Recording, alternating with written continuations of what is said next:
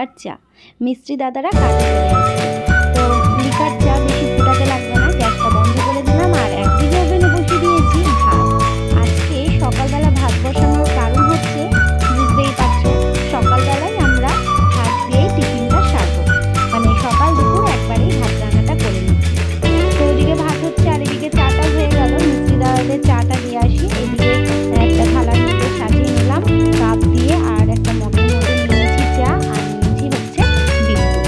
চলো চাটা দিয়ে এসে তারপর আমি নিয়ে বসবো হচ্ছে হরলিক্স।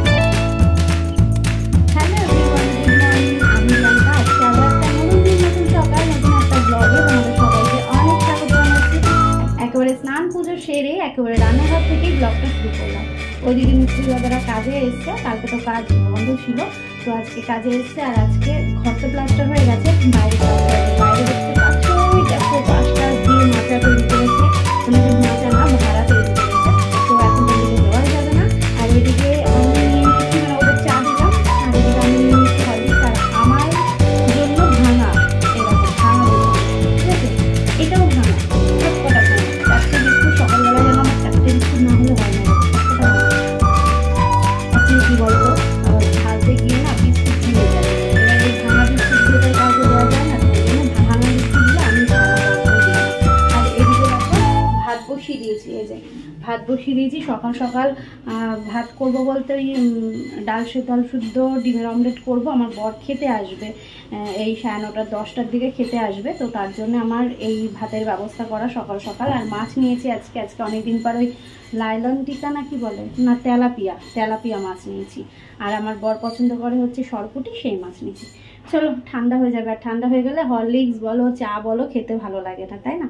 চলো এই হরলিক্স আর বিস্কুটটা খেয়ে নিই, সঙ্গে থাকো, আজকে ব্লগটা এনজয় করো। ভালোবাসা, এটাকে বলে ভালোবাসা। ও ছিল ঘরে বাচ্চাদের কাছে ছিল, আমি এখানে বসে হরলিক্স খাচ্ছি। ও তাড়াতাড়ি ম্যাও করতে করতে এসে আমার কোলে এসে বসে পড়লো। আর কি দেখছে বলো তো? আসলে ফোনে ওকে দেখতে পাচ্ছে, তো ও কখনো তো দেখে না এইভাবে। ফোনে ওকে দেখছে, দেখে ভাবছে কি ব্যাপার, এটা কে? তারপর মুখটাকে তো ঘুরিয়ে নিল। বলো, এই যে পোষ্যদের ভালোবাসবো না, কি করে ভালো না বেসে পারি বলো তো? কেমন মায়াবী চোখ করে তাকাচ্ছে, ও ভাবছে কি আমি কি খাচ্ছি, আমাকে না দিয়ে কি খেয়ে নিচ্ছে। আমি আবার বলছি আমি তো হরলিক্স খাচ্ছি, তুমি হরলিক্স খাবে? তো যাই হোক, হরলিক্স খাওয়া হয়ে গেছে, মনুসোনাকে এখানে বসিয়ে দিলাম। আর এদিকে যেহেতু আজকে বারান্দায় মানে সিলিং প্লাস্টার হচ্ছে না, তো এবার বুঝতেই পারছো ছিটকে আসছে সব বালি সিমেন্ট জল সব কিছু। তো এই প্লাস্টিকটা দেওয়াতে অনেকটা রেহাই হয়েছে, কিন্তু তবুও অনেকটা আবার বালির তো আসবে, এ তো স্বাভাবিক, তাই না? তো এদিকে দরজাটা আমি দিয়ে দিলাম, আর এদিকে ঘর বারান্দাটাকে একটু ঝাড় দিয়ে নিচ্ছি। আজকে যে তেলাপিয়া মাছগুলো নিয়েছি, মাছগুলো এত সুন্দর কি বলবো, মানে এই সাইজের তেলাপিয়া মাছ খেতে আমার ভীষণ ভালো লাগে। না কাটতে হবে মাঝখান থেকে, একদম গোটা গোটা থাকবে, খেতে বেশি ভালো লাগে।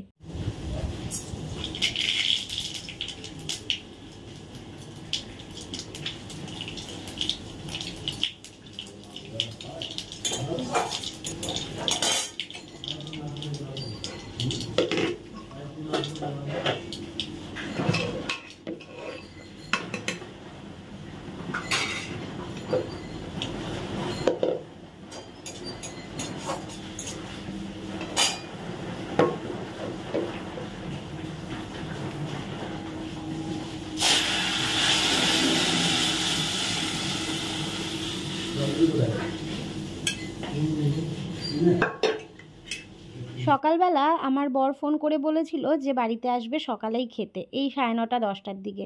তাই জন্য আমি ভাত বসিয়ে দিয়েছিলাম। তারপর ফোন করে বলল যে না, মালিক শাড়ি নিতে আসবে, তাই জন্য একেবারে 12টার দিকেই আসবে। তো আর কি করা যাবে, ডাল সেদ্ধ করেছিলাম, তো ডালটাকে সম্বার দিয়ে নিলাম। তো করলাম আজকে তেঁতুলের ডাল।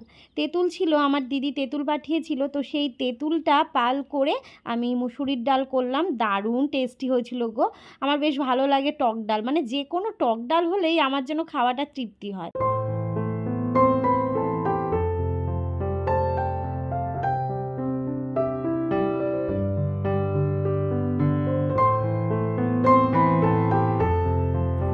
রান্না করতে করতে এদিকে মটরটা চালিয়ে দিয়েছিলাম ওয়ালটা ভেজাবে বলে।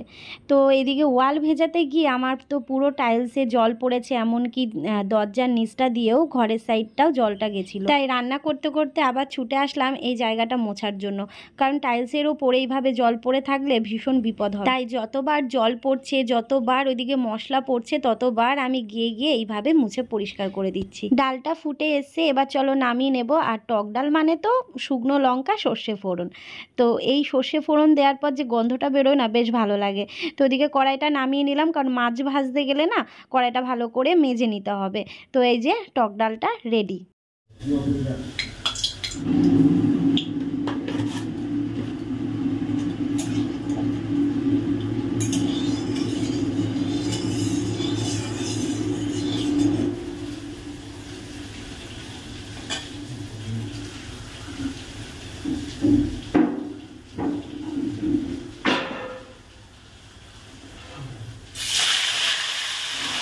আমার মতন কজন আছো বলো তো, এইভাবে মাছ ভাজতে গিয়ে মানে মাছটা তেলের ওপর দিতে গিয়ে 10 হাত দূরে সরে যাও? আমার তো ভীষণ ভয় লাগে জানো তো, যদি তেল ছিটকে আসে, মানে অনেকবার তেল ছিটকে এসেছেও জানো, সেই ভয়টা আছে। মানে আমার হাতের মধ্যে কালো পুরো স্পট হয়ে গেছে। তো ওই জন্য ভীষণ ভয় লাগে এই মাছ ভাজার সময়। আর জ্যান্ত মাছ ছিল তো, মাছগুলো একদম তেলে দেওয়ার পরই না বেঁকে যাচ্ছে। ডালটা ফোড়ন দিয়েই আমি জলটা পরিষ্কার করে দিয়ে আসলাম। আর এই দেখো আবার জল পড়েছে। ভাবো তাহলে, রান্না করতে করতে কতবার যে আমি এইদিকে এসে দেখছি পুরো এই দিকটায় জল। আর এদিকে আমি ঘরে এসেছিলাম, মানে মনুসোনা ঘরে ঢুকবে বলে দরজাটা খুলে দিয়েছি, আর দরজাটা দিতেই ভুলে গেছি।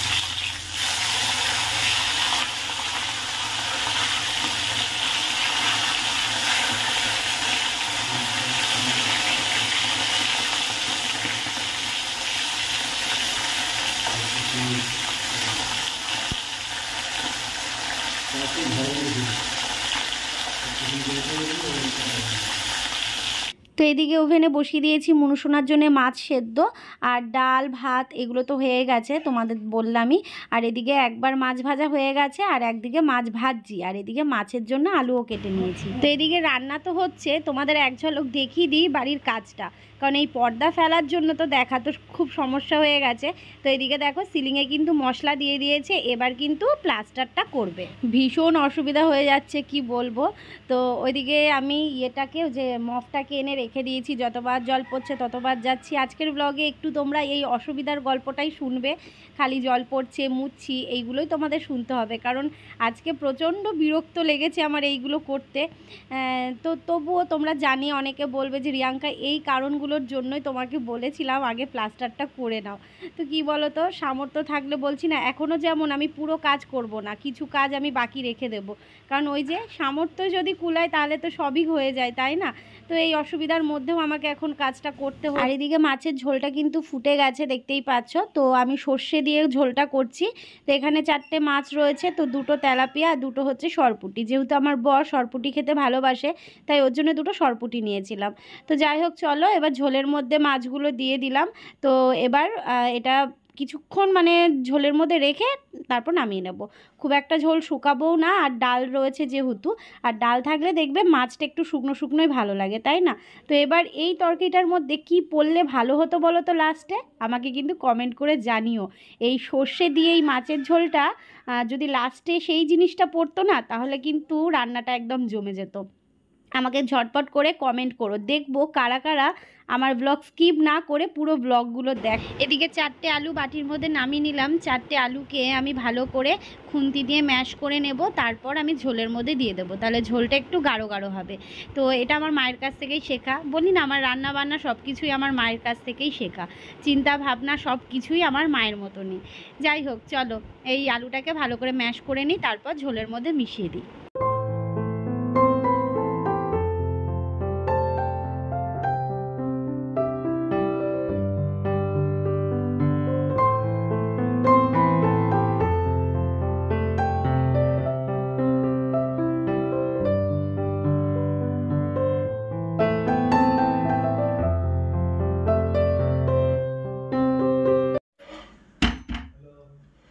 এই যে ঘরে পর্যন্ত মশলা চলে আসছে ছিটকে, কিছু করার নেই না, এটা তো আমি জানি যে এই জিনিসটা হবে। আর এদিকে পর্দাটা দিইনি, সকালবেলায় খুলেছি। আর রোদের তাপ ঢুকছে, আর রোদের তাপ ঢুকলে না পুরো বিছানা গরম হয়ে যায়। রান্না বান্না হয়ে গেছে, ওদিকে আলনাটা ফাঁকা দেখছো, কারণ এই যে দেখেছ, গতকালকে শরীরটা ভালো লাগছিল না, তাই জন্য আমি আর কিছু গোছগাছ করিনি, আমি ভিডিও বানাইনি। যেহেতু গতকালকে তার আগের দিনের ব্লগটা অনেকটা বেশি ছিল, এডিট করতে গিয়ে দেখি অলরেডি 17-18 মিনিট হয়ে গেছে। তারপরের ওই দুপুরের পর থেকে রাত পর্যন্ত ব্লগ শ্যুটটা আলাদাভাবে করলাম, মানে আলাদা রাখলাম। তো ওইটা আজকে তোমরা পাবে, ওই জন্য ভাবলাম কালকে দিনটা রেস্ট নিই। কালকে শরীরটা একটু খারাপ লাগছিল, তো এই যে বিছানায় যে জামা কাপড় এইগুলোকে এখন আমায় গোছাতে হবে। রান্নাবান্না কমপ্লিট, আমার বরকে ফোন করলাম, বলছে যে যাবো দাঁড়াও এই করছে। সকালবেলা কথা বলেছিল যে সেদ্ধ ভাত খাবে, সকাল সকালে আসবে, কিন্তু না। তারপর ফোন করলাম, বলছে যে না, ডাল সেদ্ধ হয়ে গেছে, সব হয়ে গেছে। ডালটা তখন আমায় ওই টক ডাল করে ফোড়ন দিতে হলো। এই তো ব্যাপার।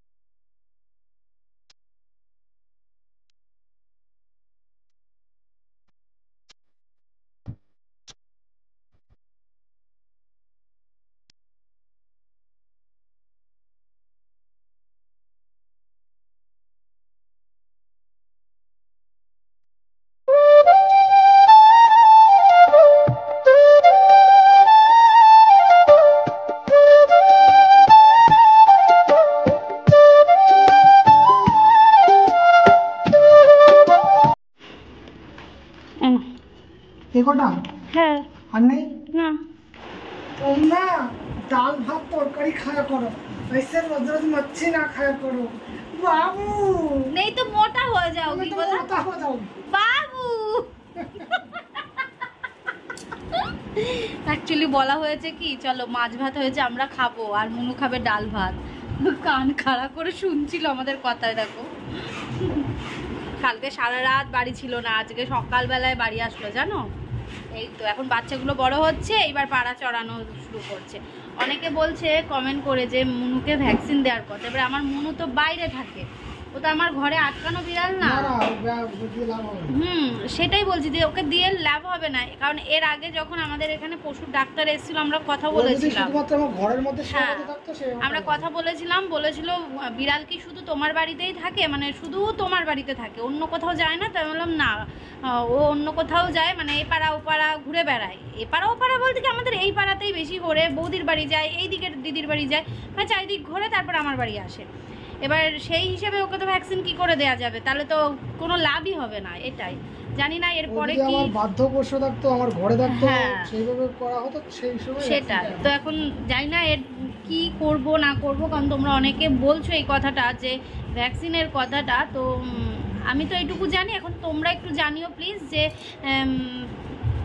মানে বাইরে বেরোলেও কি ভ্যাকসিন দেওয়া যায় কি না। ঠিক আছে, আমি তো ডাক্তারের সাথে কথা বলেছিলাম, বললো যে না, বাড়িতে থাকলে দেওয়া যায়। বলে বাবা লে, সোনা বাচ্চাগুলো দেখো, সোনা বাচ্চাগুলো একটু আওয়াজ করে না জানো, একটুও না, চুপচাপ থাকে। হ্যাঁ হ্যাঁ হ্যাঁ, সবাই কমেন্ট করেছে সোনা বাচ্চাদের একটু দেখিও। কথা শোনে, জানো কীভাবে কথা শোনে। সকালবেলা বর যখন আসবে না বললো, আমি একটু ঘি দিয়ে আলু সেদ্ধ দিয়ে ভাত খেয়েছিলাম, মানে সকালের খাবারটা খেয়ে নিয়েছিলাম। তো এখানে হাঁড়িতে ভাত রয়েছে, মুনুসোনার জন্য মাছটা সেদ্ধ করে রেখেছি, আর টক ডাল, আর টক ডালটা একটু নেড়ে দেখিয়ে দিলাম তোমাদেরকে, ভীষণ টেস্টি হয়েছিল টক ডালটা। আর রয়েছে মাছের ঝোল, দাঁড়াও মাছের ঝোলটা দেখাই। এই যে দেখতে কেমন হয়েছে জানিও, খেতে তো আমরা খেয়েছি, বেশ ভালোই লেগেছে। আজকে উপায় নেই, আজকে আমাদের ঘরে খেতে বসতে হয়েছে, কারণ যেহেতু বাইরে কাজ হচ্ছে, পুরো মশলাগুলো যখন দেয়ালে ছুটছে না, তখন পুরো বারান্দা কতবার যে আমি সকাল থেকে ঝাড় দিয়েছি কি বলবো। তো খেতে বসে যদি উনি তো উনার মতো কাজ করবে, তাই না, এটা তো স্বাভাবিক। তো যদি আসে নোংরা, তো তার জন্যেই আমরা আজকে ঘরে খেতে বসেছি। আজকে দিনটা একটু বেশি সমস্যা হবে, কালকের থেকে ঠিক হয়ে যাবে, কারণ যেহেতু এখন ইয়েরটা হচ্ছে না, যে সিলিংয়েরটা হচ্ছে, এই জন্যে আজকে সাইডটাও একটু হয়ে যাবে, বলো দেয়ালের সাইডটা। ও, দেয়ালের সাইডটাও হবে, কারণ ভাড়া তো ওইভাবে ইয়ে করে রাখাও যাবে না, যা পরিস্থিতি ওইদিকে কি বলবো। এর আগে ধরো ঘরের মধ্যে হতো একরকম ছিল, এখন যেহেতু বারান্দার মধ্যে না, এ দেখো দরজা দিয়ে দিয়েছি, দেখেছো? এই দেখো দরজা খোলা এইটুকুতেও এসছে, এই দেখো দেখতে পাবে যাই না কতটা দেখতে পাচ্ছ, এইটুকু দরজা খোলা কাতেও এসছে। এই যে খেতে বসে বলছি, ডাল দিয়ে খাওয়া হয়ে গেছে, এখন খাচ্ছি মাছ দিয়ে। চলো খেয়ে নিই, পরে আসছি। এখন যেহেতু আমের সিজন, তাই খাওয়া দাওয়া করার পর একটু ফল হলে ভালোই হয়, তাই না? তো আমার বর কাজে যাবে আবার, তো ওকে ফল কেটে দিলাম, তো ও ফল খাবে। আর এটা একদম গাছ পাকা হিমসাগর আম, দারুণ মিষ্টি ছিল জানো তো। আর এই যে পরিস্থিতিটা তোমাদের দেখিয়ে দিলাম, মানে এখন মশলা পড়ে একদম বাজে ব্যাপার। তো আমি এইভাবে এখন যাব, গিয়ে ঘরে গিয়ে ওকে ফলটা দেবো, ও খেতে থাকবে, তারপর গিয়ে বারান্দাটা আরও একবার মুছবো। জানি তোমরা বলবে যে রিয়াঙ্কা একবারেই তুমি বিকেলবেলায় মুছবে, কিন্তু কি বলো তো, আমার না চোখের সামনে দেখতে যেন ভালো লাগছে না, ওইভাবে পড়ে রয়েছে। তাই যতবার ওইভাবে পড়ছে ঝাড় দিয়ে দিচ্ছি, নইলে মুছে দিচ্ছি, এটাই করছি জানো তো।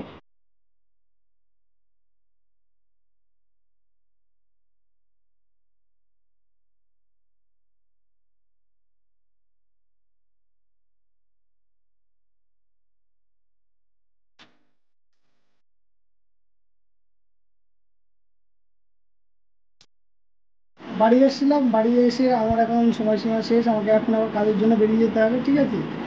আর ওইদিকে তো বাইরে কাজ হচ্ছে, এখন দেখা যাক কতদূর কী কাজ হয়েছে। বলেছি তো যে তোমার দুই সাইডে যে ওয়াল আছে একদম ভাড়ার ওপর লেভেল পর্যন্ত পুরো প্লাস্টারটা করে দিতে আর ভাড়াটা খুলে দিতে, যেহেতু আমাদের যাতায়াতের ওইটাই রাস্তা। এবার ওই রাস্তা ছাড়া তো আমরা আসতে পারবো না, আর দুই সাইড দিয়ে জঙ্গল হয়ে গেছে, এবার ওইগুলো আবার কাটতে হবে। এবার জঙ্গলের মধ্যে আসা ওটা নিশ্চয়ই সুবিধাজনক হবে না, ঠিক আছে? তো বলেছি ভাড়ার উপর লেভেল পর্যন্ত যতটা আছে, একটু যদি সময়ও লাগে সেই হিসেবে করে দিবে, আমি সেই হিসেবে পয়সা দিয়ে দেবো। তো বলেছি যে করে দেবে, আজকেই ভাড়াটা খুলে দেবে। চলো তাহলে বাইরে যাই, গিয়ে দেখি কতটা কীরকম কী কাজ হয়েছে, ঠিক আছে? কি হাসছে কেন? মনে হচ্ছে মাইকে সেই বক্তৃতা দিচ্ছে। তো চলো, সেই যে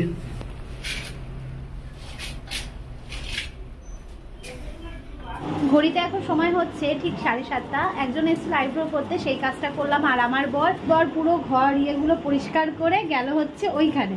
আর এ দেখো বৌদি রেডি হয়ে চলে এসেছে। আমি এক্ষুনি তবে ফোন করতে যাচ্ছিলাম, শাড়ি পরে নি। হ্যাঁ শাড়ি পরে নি, চলো শাড়ি পরি। আর আমার পুরো জানলা দিয়ে এখানে বসেই দেখা যাচ্ছে জানো তো, ওইখানে বাউল, ওইদিকে আমি যাইনি আজকে, এদিকে যা কাজ হচ্ছিল। হ্যাঁ দেখো এখান দিয়ে ওঠো, হ্যাঁ একটুখানি তবুও তো দেখা যাচ্ছে, আর ব্যালকনিটা পুরোই দেখা যাচ্ছে। সামনে থেকে হ্যাঁ সেটাই।